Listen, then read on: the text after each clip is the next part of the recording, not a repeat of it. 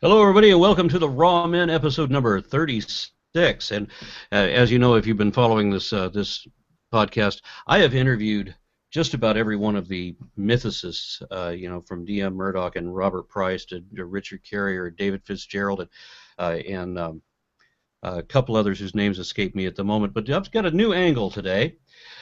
Somebody gave me a reference for a mythicist that had a different tack than what I've ever heard before.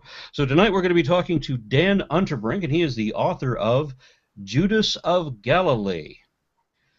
Dan, welcome to the show. How do you do? Glad to be here. Thank you. So I'm curious. Mark already told me he doesn't have any announcements. We're just going to run right into the interview. And I haven't read the book. Obviously, I didn't have a chance, and I apologize for that. But I am very curious in your tack. What I got from the summary of it was that you recognize that a number of things that people have attributed to Jesus might actually have in fact been connected to a Judas character. Yeah, Judas the Galilean. He was a pretty famous first century preacher. Josephus talks about him, and his movement was called the Fourth Philosophy, and the others were the Pharisees, the Sadducees, and the Essenes, and Judas led the Fourth Philosophy. So it was essentially the zealot movement, but it started back in, by right around 2030 BC, and then it ran all the way to 73 AD, and when they were pretty much all slaughtered, with the war with Rome. But he did everything that we attribute to Jesus, which, from temple cleansings to census revolt. It's interesting. I first got interested, or at least started looking into the possibility that they were one and the same, when I looked at the birth narratives in Matthew and Luke, and they're different. The time periods are different. In Matthew, it's 4 BC, and in Luke, it's 680. So what I did is I went to Josephus, and I'm looking at these time periods, and in both slots are these major exploits of Judas the Galilean. He cleanses. Let me jump in for just a moment before we continue. You said that the birth dates were 4 BC and 680. Now, typically what we see is that it's an estimate. Obviously, they didn't use the dates. They weren't yet aware of I think it was a Julian calendar that they were using at that time. Right. But they weren't they certainly weren't rating it according to that calendar then in that culture. So the way that we come up with 4 BC is that this character was supposed to have been born during the reign of, I think it was Herod the Great, and Right. Herod the Great's reign ended in 4 BC. And then by another account, Jesus was supposed to have been born during the census of Quirinus, I think it was, and that was supposed to have begun or taken place in or just after 6 CE. So it has to be before 4 BC, and Jesus' birth had to be before 4 BC and simultaneously after 6 CE, and there's a period of like 9 or 10 years in the middle there where there can't be an overlap. Right. But what I did is I just started looking at those two specific times in this character, Judas of Galilee, is present in both times. So what I did is I just started researching what this figure did in history, and I drew a lot of comparisons between him and Jesus. But then the important thing is, you can make comparisons between a lot of characters and Jesus, but all the other characters have to fit into this thing. Like James, the brother of Jesus, has to fit into this idea that Jesus was actually Judas the Galilean. John the Baptist has to fit into the scheme. Paul has to fit into the scheme. So all the characters have to fit into this timeline that has been somewhat revised. So, I think I've come up with something. Okay, go ahead. I was just going to ask you, why do these characters have to fit into the scheme? Well, if this scenario that I'm proposing makes sense, you can't just have me saying that there are a lot of comparisons between these two figures and just leave it at that. Well, if you're going to take a theory, you gotta include everybody and everything in that theory to try to make it fit.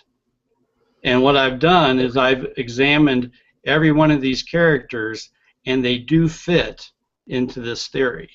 And I've had scholars like Barry Wilson and Robert Eisenman look at the stuff, and they're on board with it too.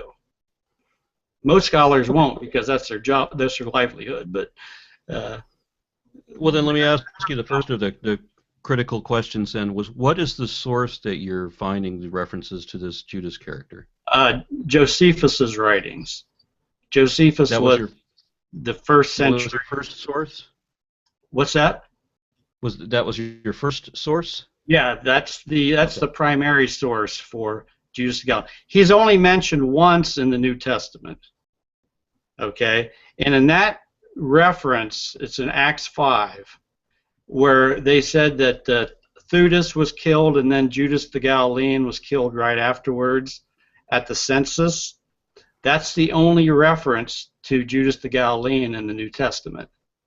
Okay, and so we are not talking about the same as Judas Iscariot. No, Judas Iscariot's a totally invented figure. In fact, if you look at Iscariot, Sicarios were the assassins that were part of Judas the Galilean's movement. So essentially, whoever wrote, and I propose that Paul actually wrote the book of Mark around 70 A.D., because he was still alive, unlike what people say. The Christian church has tried to say that he died in 64 A.D. alongside Peter. But Josephus has Saul meeting with Agrippa, having him being saved from the Jews, having him meeting Caesar, the same thing that Paul supposedly does in the book of Acts, but Saul is doing this in around 66, 67 A.D., which is about 7 or 8 years later than the New Testament. So he was still around at the end when the destruction of Jerusalem came around. So Saul was still kicking, unlike what the propaganda that said he had already died. And the reason why they wanted to kill him off or get him out of Jerusalem in 60 A.D., James, the brother of the Messiah, or Judas, was stoned. And then right after that reference of James being stoned in 62 A.D., you have the reference of Saul persecuting the poor. And this is the same thing that Saul in the book of Acts supposedly did after the stoning of Stephen. The only difference is Acts made it a pre-conversion act, where in reality, according to Josephus, it happened long after Paul had been removed from the movement. Let me ask you this. You mentioned that you've had a couple of historians or scholars in history that back you up on it.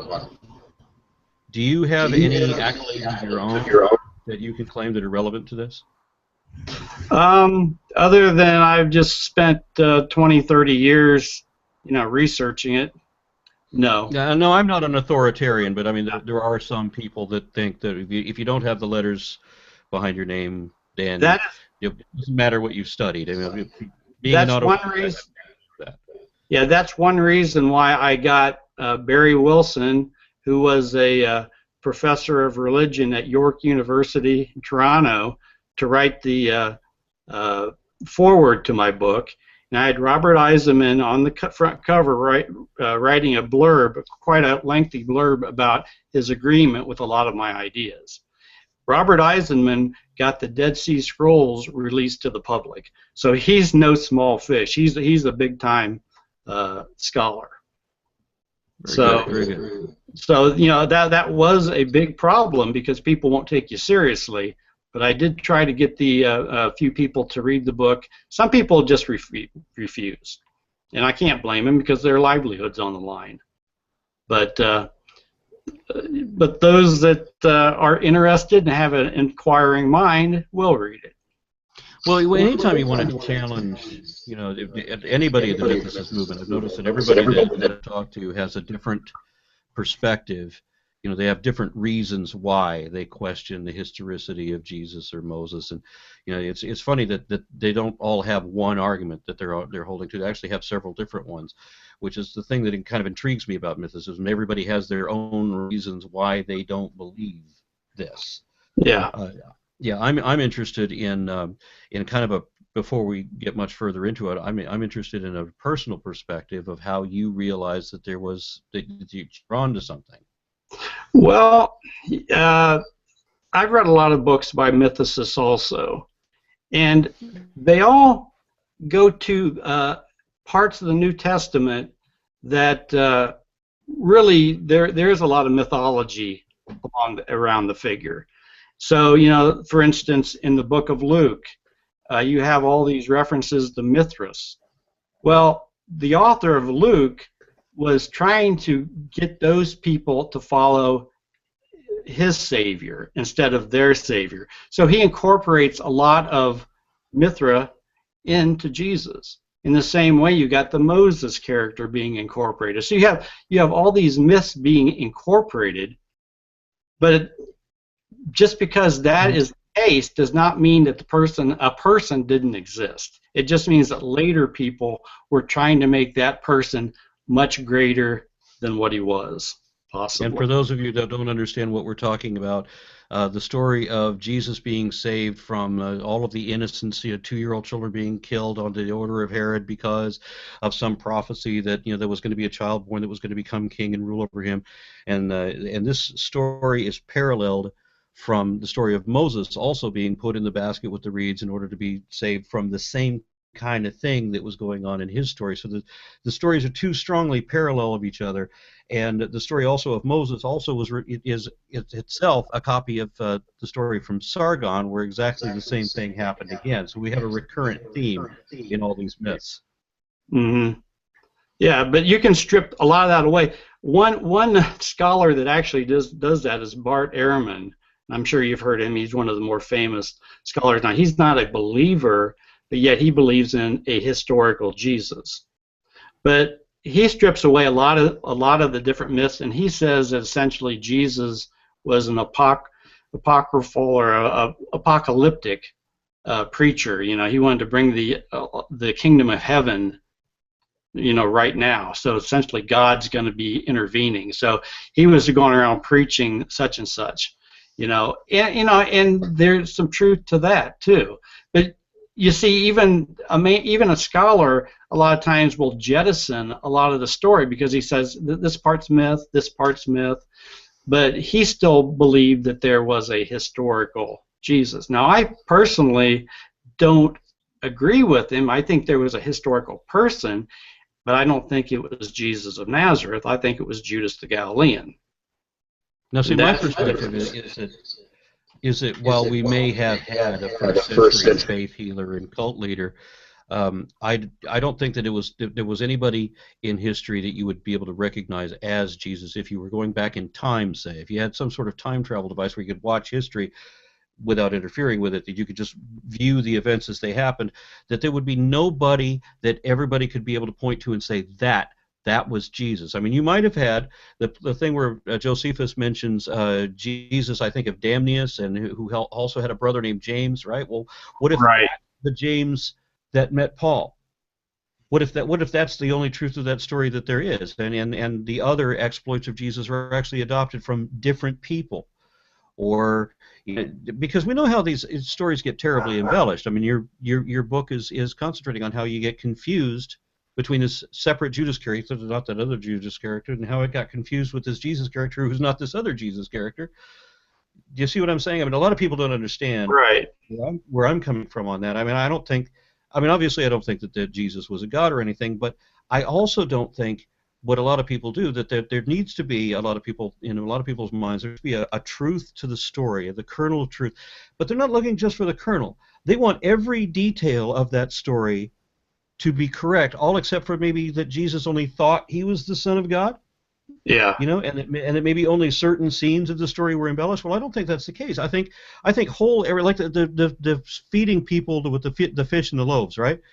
That exact same story occurs at two different times in Jesus' life. Now, we know that exact same thing, moment for moment, did not occur twice, right? Well, maybe it didn't occur in Jesus' life at all. That Or if you're going to have recurrent stories like we know the thing about the slaughter of the innocents, that happened to Moses. We don't really think that happened to Jesus. So how many other things didn't really happen to Jesus? or sometimes we misinterpret certain things. For instance, with that story of the feeding of the 5,000, whatever, there's a good chance. Now, the Zealot movement, Judas the Galilean's movement, believed in pure communism, the sharing of everything. Now, there's a good chance that if people were going out to see this fellow, this preacher, that some people brought food and some people didn't. Like my mother would have always brought food because she always thought about that. I personally would have probably just run out the door, you know. So the miracle of it was he got people to share with one another, and that's why they had pieces left over instead of this hocus pocus stuff. The hocus pocus stuff is not reality. That didn't happen. The actual sharing of food was part of Judas the Galilean's movement. And we also can't trust the numbers either, because I mean, how No, many I mean, times? the numbers are irrelevant. I mean, it could have been 50 people, could have been 100, who knows? You know, But the thing is, you know how many times the number 40 comes up in the Old Testament, for example. You just see this number so many times, and you realize that 40 days, 40 nights, and 40 years, and all these different events have these same kinds of numbers attached to them. You start to question. There's a numerology, and that's why that number is there. So you can't trust it. right. But there are certain stories that is depending on how we interpret it. For instance, the taxation question: give to Caesar what is Caesar, give to God what is God. Most people interpret that as Jesus was telling people to pay their taxes to Caesar. Okay. Now the zealot explanation for that interpretation is that he was saying, take this money, Caesar, take your money and give the land to us. What is God's is the land. What were the Jews wanting? They wanted their land back. So essentially he was saying take your money and get the hell out, which is a reason why the guy was crucified. It wasn't because he was wanting to help collect taxes. If that were true, if you wanted to actually help collect taxes, they would have made him part of the administration. They wouldn't have crucified him. That's all the Romans cared about was collecting taxes. They don't care what you believed in. You could believe whatever religion you wanted, as long as you paid your taxes. But the Zealots wanted to get rid of the Romans. They wanted to get rid of total influence that the Romans were putting forth. So that whole passage where we look at it as being Jesus accepting the Romans is the exact opposite. And a scholar, S.G.F. Brandon, came up with that back in the 60s in his book Jesus and the Zealots. So these aren't new ideas. They're just ideas that people have jettisoned because they don't agree with their picture of the specific Jesus. The loving Jesus. What if he's telling them to get out? Well, that's why they ended up having a war 70 or 40 years later, or 50 years later, was because the Jews eventually followed these zealots, to their doom. Yeah, the first mythicist argument that I ever heard was actually related to that war because there was a Jesus character who was in that war and killed in that war, and of course people thought, well, maybe that's the Jesus that they're talking about. Well, it was a fairly common name at the time, as was apparently Judas, and Joseph and so forth. When you mention these other two scholars that wrote in the foreword of your book, these are two people that have gone on record to say that they support what your ideas were, that they agree with you, or that they think this is likely. Have they made any kind of statement to that effect? Professor Eisenman has, in his writings, has said that John the Baptist was Sadduq, who was the Judas the Galilean's co-teacher, Mm-hmm. said that Paul was Saul, and I've already talked about Saul being a Herodian. He was a cousin of Agrippa the First, who was the king of Israel. So these guys, and what's the other? Let's see, James. He believed that James was a Sicarii, which is part of Judas the Galilean's movement. So yes, he's gone on record saying all these things. Now, the reason I ask is The only thing just he for my hasn't own. done, the only thing he hasn't done is say that Judas the Galilean was Jesus. But I The think reason I bring that up. he might believe that, but I can't. Yeah. I don't think he's ever said it.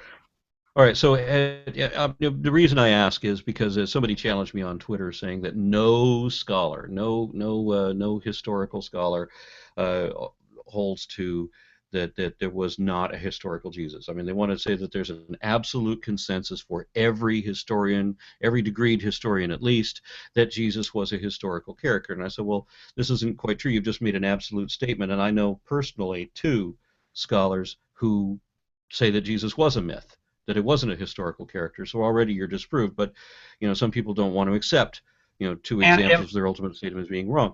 So I'm just wondering if either of the people that you're talking about have, and I understand that they've gone with the Paul and Saul thing, and I've heard those kind of arguments before, but have either of them ever gone on record to express in any degree their doubts as to whether Jesus was ever actually a historical character? Okay. Robert Eisman wrote a book about James, the brother of Jesus. And what he says, whatever James was, that's what Jesus was. So if he proves that James is a Sicarii or a zealot, he says Jesus was a zealot, because there's no information in the records of Jesus.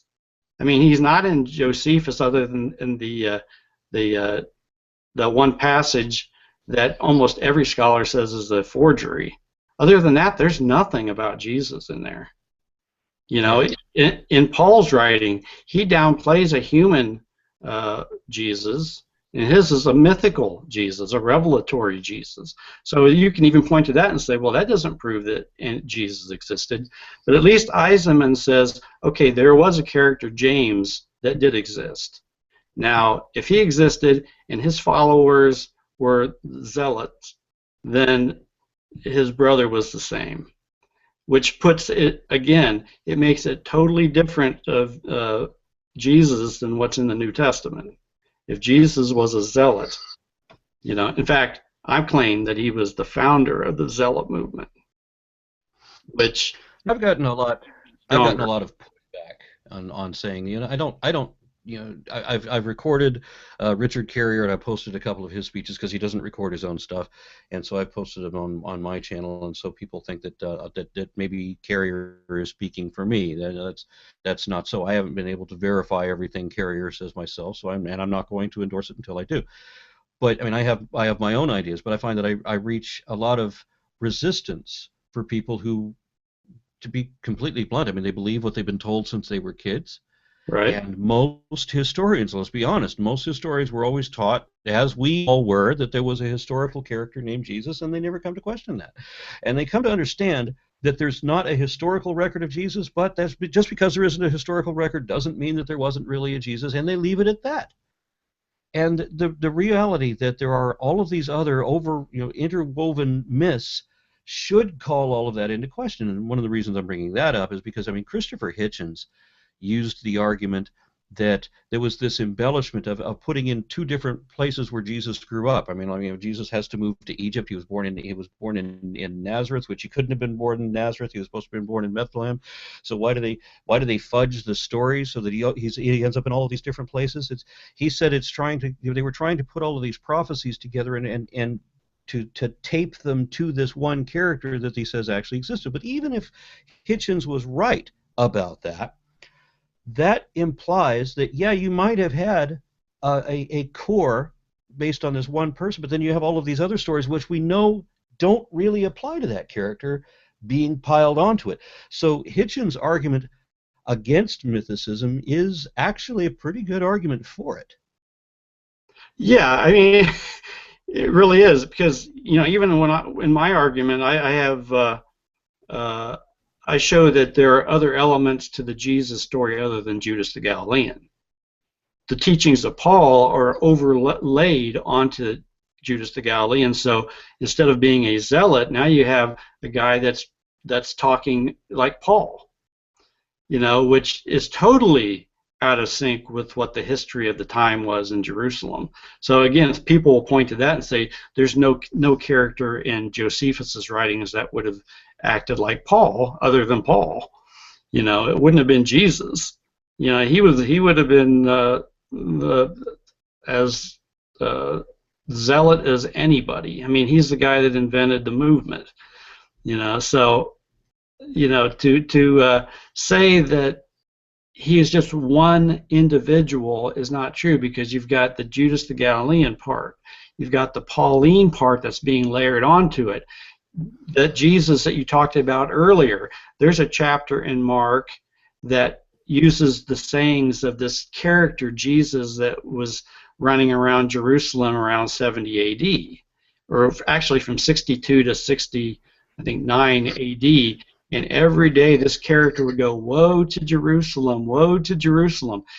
Anybody in Jerusalem would have been familiar with that story. And one person that was in Jerusalem at the time was Paul. And he could have very easily taken that. He probably heard it 1,000 times. He could have incorporated that into his new Jesus of Nazareth figure that he created.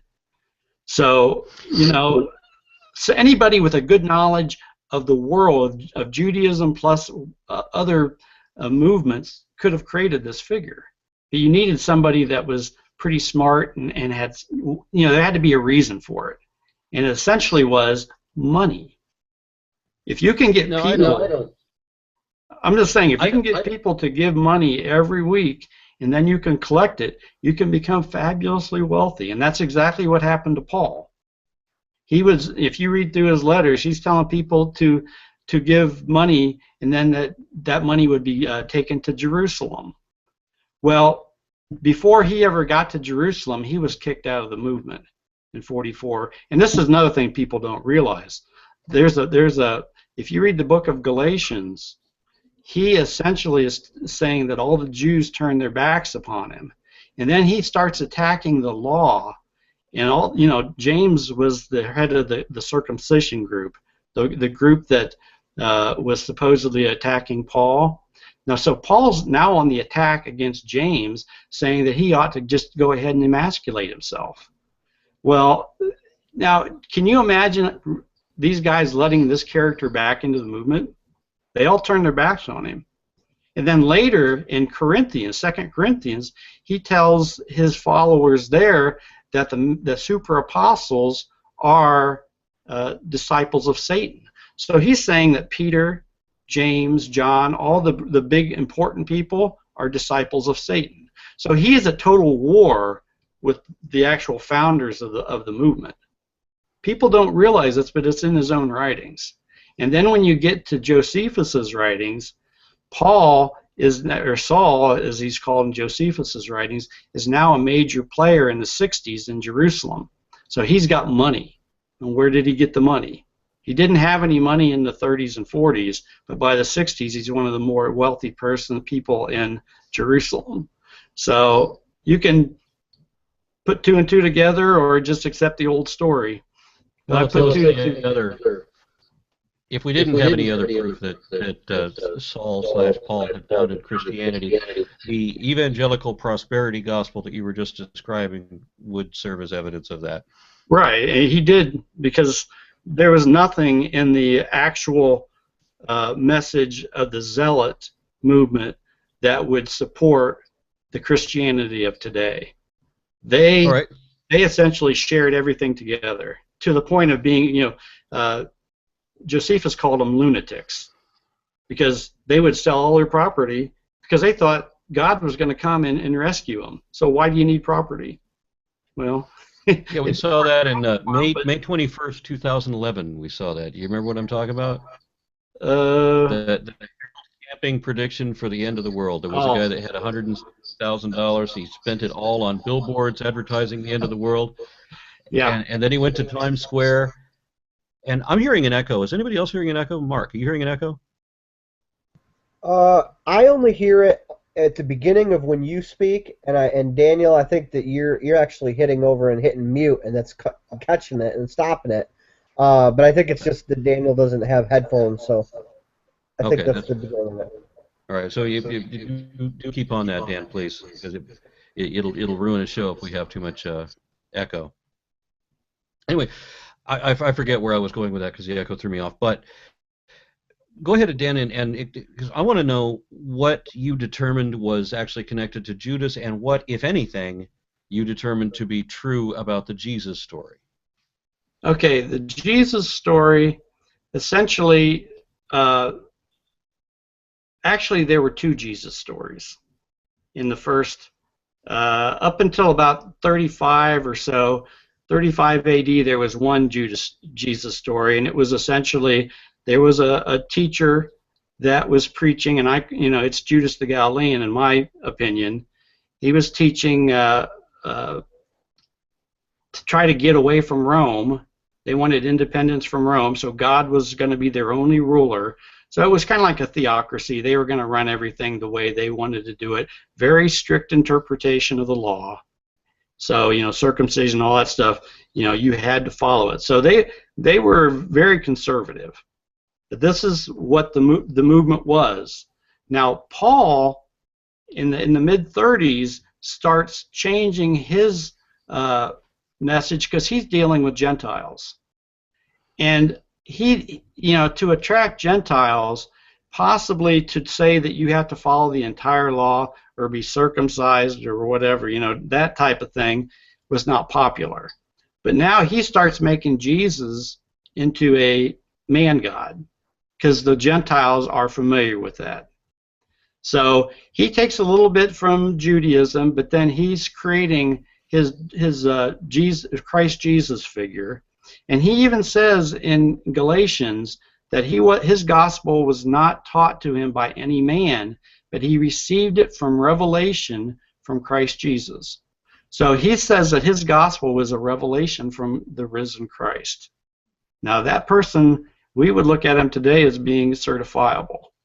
Okay? Yeah.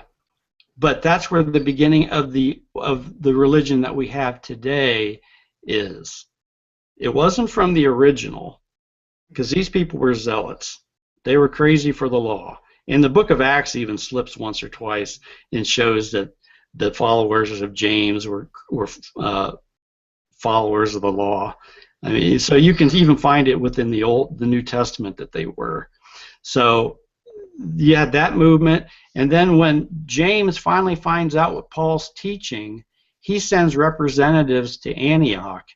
And that's the point where all the Jews turned their backs upon him because they finally found out what he was teaching. And that was not a part of the zealot movement. So at that point, Paul is set adrift. He is trying to probably collect everything that he can that he had raised, but then he goes to Jerusalem and he makes it a living for himself there. So that was... So you're saying the zealot movement predated Jesus' character, right? Yeah, the zealot movement actually began before Judas the Galilean. He came on the scene in 4 BC.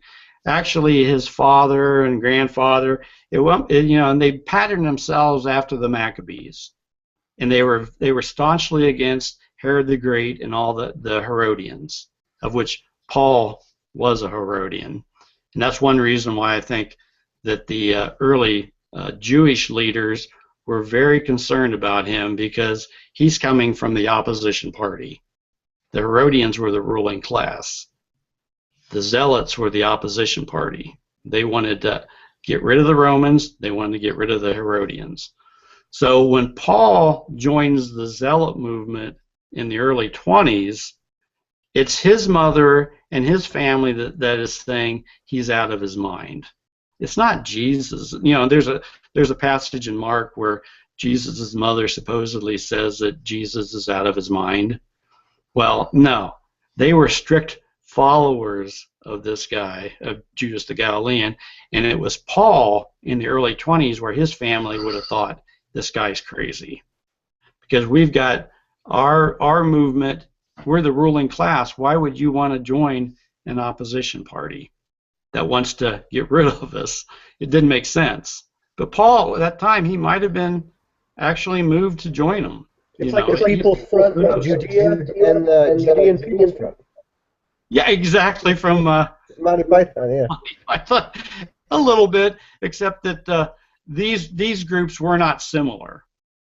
The Herodians were the tax collectors for Rome, and the Zealots wanted to get rid of both Rome and the tax collectors.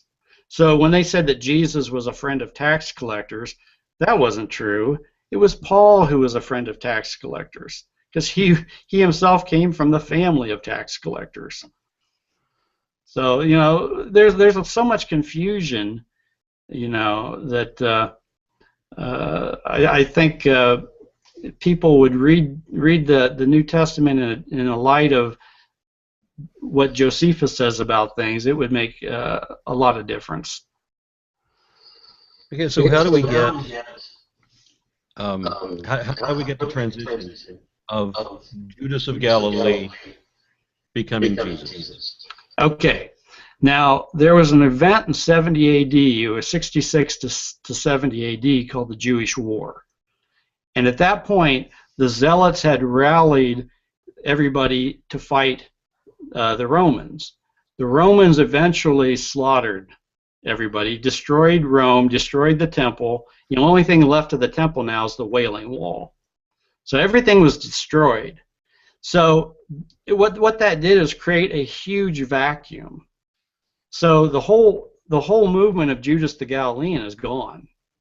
But we still have Paul, who was traveling. He had just met Caesar back in 67, just a few years before.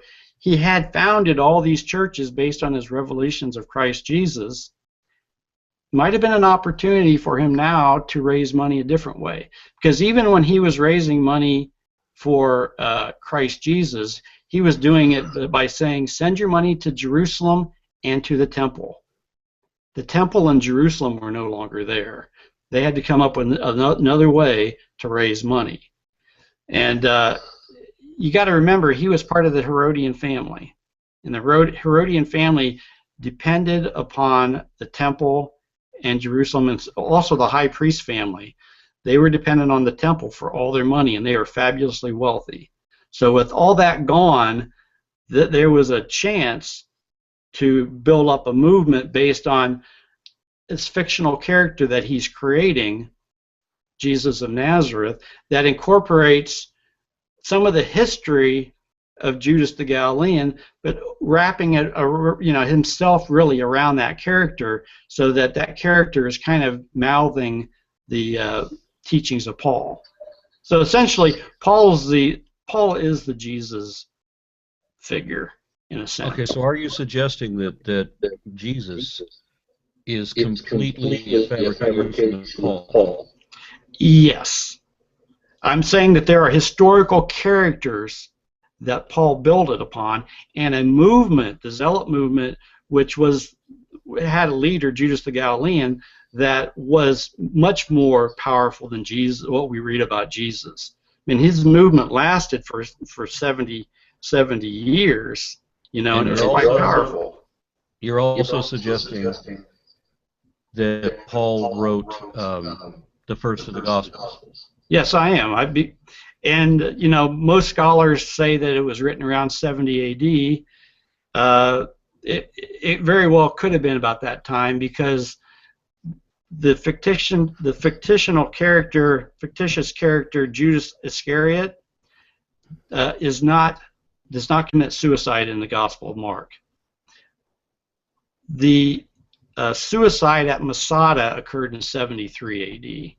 So there's a good chance that it was written between 70 and 73 AD before that even became known. Because Judas Iscariot was based on the Sicarii, and the Sicarii were the people that committed suicide at Masada. So, and again, the leader at Masada was the grandson of Judas the Galilean. So Judas the Galilean, it runs throughout the history of Josephus. So when people say, well, you know, if Jesus was so important, why didn't anybody write about him? My point is, he was so important, but he was a different person. He was Judas the Galilean, and Josephus did write about him. He wrote about his sons. 2 of his sons were crucified. One of his sons was stoned. Another died. A grandson died at Masada. This was a guy that had and every time Josephus talked about the sons, he would always go back and say, these are the sons of Judas the Galilean. It's because Judas the Galilean was such an important person. So I would say in the 200 years before, from the Maccabees on, Judas the Galilean and maybe Annas, the high priest, were 2 of the most important people in Josephus's writings. Okay, so you could mute your mic so that I don't drive me crazy. It's so hard for me to gather my thoughts when I'm echoing like that. What kind of you had 2 historians that say you're onto something here, you might be right. What kind of reaction do you get from the rest of the historical community? If you read the reviews to my book, you get a lot of very positive reviews, because what I've said, nobody else has come out with. This is brand new information for most people. So I get very positive reviews. Even there was a fellow that is still a believer that wrote a review for me, and he's posted it online and everything. He might not agree with everything, or he thinks I might be a little harsh when it comes to Paul, but he goes, you know, it's not bad. So I think the more people that read it, of course, the more reviews I'll get, but I just need people to read it. Give it a chance, because if that happens, I think a lot of the discussion will change. So your references for all of your conclusions, they're all, of course, included in the book, right? I mean, how you came to every conclusion is outlined therein. I've got all the references to every passage in Josephus, any passage from any of the scholars that have a similar position. It's all very well referenced. Because a number of the mythicist arguments have been fascinating to me, just the way that stories are pieced together. I mean, like Robert Price has this idea that seems very compelling to me, that Joseph of Arimathea is actually Josephus himself. And you were talking about how Saul is Paul, and a lot of other people have said the same thing, even who don't consider themselves mythicists, you know, make the same association. And then also the John the Baptist, and some of the stories about how he came about, and how there seem to be embellishments, or how these become important characters for the element of a story more than just a historical coincidence. I mean, they seem to be orchestrated for their meaning, you know, in many cases. And a lot of people begin to look at the Jesus story as a story in the classical sense, in the way that it's being pieced together. It's like these things are not happening because things happen; they're happening because it's necessary for the story that they happen. Mm-hmm. Well, that's true. I'm not going to argue with that.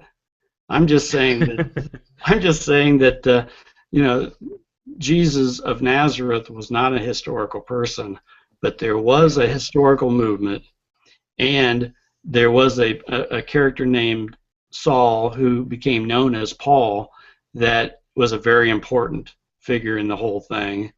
And then the war in between Rome and the Jews kind of wiped out one of the movements and left the other, and that's what we have. We have the essentially the mythicization of a person. You know, one other thing that I wanted to talk to you about was that I get a lot of flack from people who say that I am discounting historians. Well, I don't think that I'm discounting historians at all.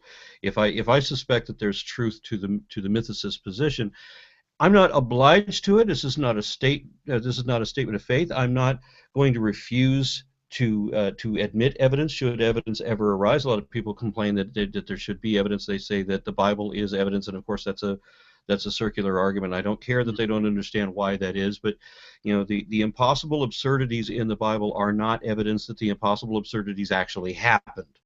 The Bible is not a compilation of history. The Bible is a compilation of mythology, and I think that's screamingly obvious, since you can't verify anything in the Bible, not just for the stories of Jesus, but for anybody. So the problem is, I do say that, okay, people have forever said that there's no archaeological record of Jesus, there's no historic documents referring to Jesus, and there are not.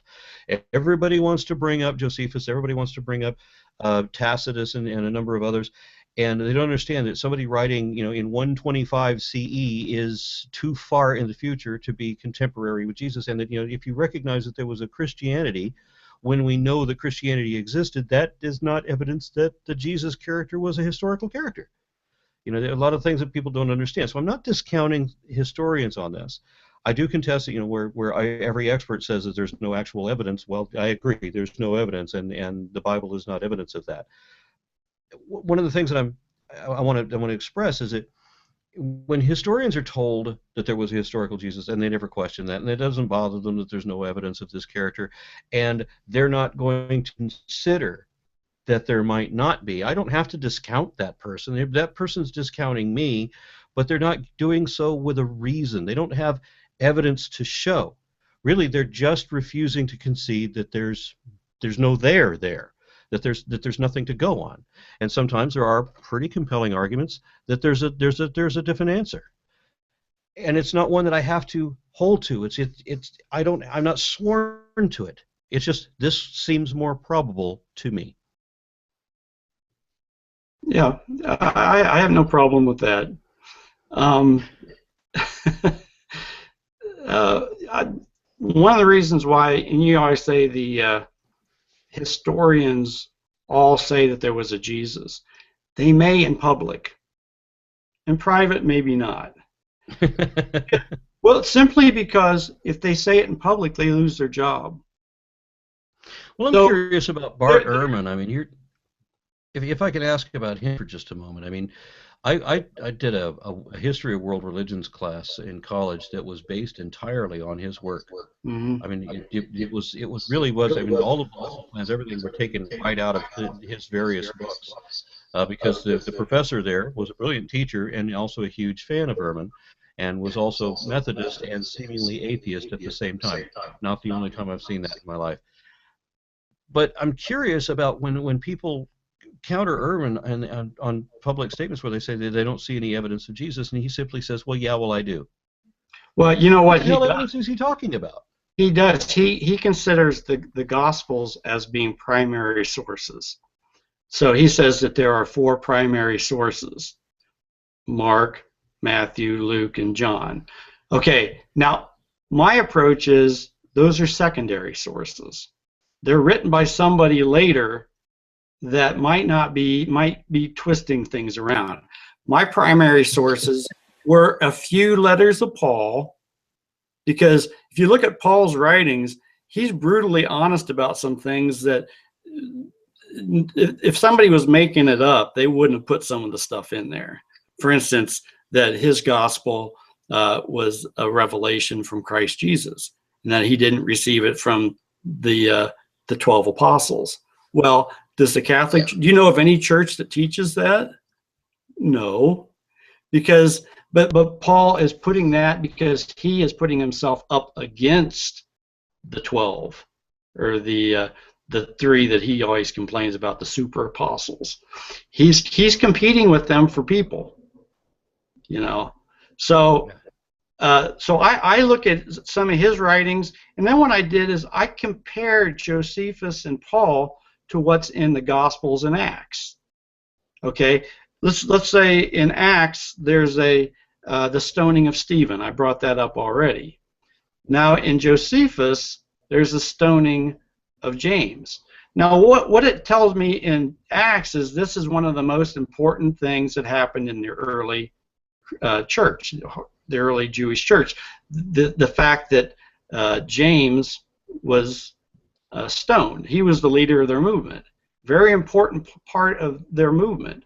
So when Acts brings that up, of course, it totally changes everything. It's no longer James, and it's no longer 62 AD.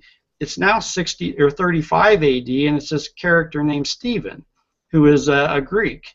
He's not even Jewish. He's in Jerusalem, and he's getting stoned. And the person that is there in each story is Saul.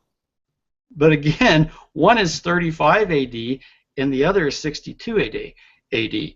Which one would you follow or believe that's probably true? I think it's the one that falls into the historical, what's going on at the time. And that's the one in 62, not the one in 35. So what I do... by Josephus. Yeah. So what I've done is I've compared, and if there's an event that's occurring in both spots, compare them and seeing what is the author of Acts doing? What's his motivation for changing the history of Josephus? Josephus he wasn't writing an anti-Christian book when he's writing this. You know, he's essentially writing down his history of the time. You know, we look at it today, even scholars look at it, and if Josephus disagrees with the book of Acts, they take the book of Acts before Josephus, which in any other field would just be folly. You wouldn't take a religious text over a historical text in any other field, but yet in Christianity, the scholars do that. And I even said that in my book, that's the scholarly mistake, is they're taking the Gospels as being their primary source. I'm using it as a secondary source to show what in Josephus really pertained to this movement that is somehow included in the four Gospels. The idea that you can use the Gospels as evidence of the Gospels is to me, I don't understand how people do this. I hear this argument all the time. If we know that there are embellishments, we know that there are elements that are added that were never supposed to be part of the story, then we know that a good deal of it, if not the entirety, is false. We know that at least part of it is completely falsified, right? I mean, right. If you're I was going to say, Ehrman even agrees with you there, that a lot of it isn't true, but he still holds on to the fact that these were written so there must be a person there. And he says it's Jesus of Nazareth, which to me is not logical, but... I encountered this with a friend of mine who said that he wanted there to be a truth to the story. And he got very upset with me when I said that there's a possibility. Can you hit the mute? Yeah. Thank you. Yeah, he got very upset with me when he said that when I said that there was a possibility that there might not be a Jesus at all. And he said that he wanted there to be some schmuck at the basis of the story, and he thought that Jesus was just some schmuck. He said that he was a Christian, but he was a Christian because he likes to believe that, not because he thinks it's true, which I don't know that he necessarily understands what that means when he says that. But then when I tell him this, he says, I want there to be some schmuck. That seems to be the logic for the historist. I mean, we don't look for the historical root of Dionysus or Krishna, right? I mean, and I don't think it's just because they're that much further away. I mean, these are clearly fictional characters, and some people have tried to even argue with me that there should be a historical basis for Hercules, even though everything we hear about Hercules is a legendary tale. There's not any history attached to it. You know, supposedly somebody wrote that there's a biological link to a historical character, but there's not one tale. There's none of his adventures, none of that. All of that is obviously fiction. The entirety of that character is fictitious. Even if there was a guy who was related to somebody in this town that somebody's talking about, and his name was even Hercules, he wouldn't be that Hercules. Because there's just no truth to that story.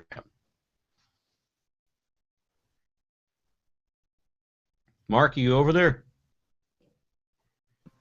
Yeah, I was listening to you. I mean,